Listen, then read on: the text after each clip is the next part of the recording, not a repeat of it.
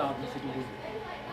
When in financial advising, my dad, he tried to teach me a lot about stocks and bonds and things like that. Like I have a savings account and I have like just not a lot, but I have a couple of bonds in there.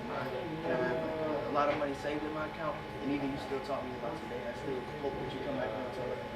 Okay. So what do you think about the class overall? It was way fun than I thought. It wasn't boring like I expected. I expected it to be like just more business. It was less business, more fun. Hey, we're in here, sir. So teach them three things that you learned today. Are we in here? Emergency funds are very important. Medical funds, you have to keep them. All stuff like that because you can't control anything like that. If you decision, you have to pay. And you should 401k and the rule of 72. I didn't know either of those. Wiki. What? Oh, y'all in the same Oh, grade. that's my major. That's my major. That's my major. Is she bothering you? What's your name? Raymond. Raymond, Hey, man, when I Jeffery. say I was promoted, Great job. they was like, Nice to meet you.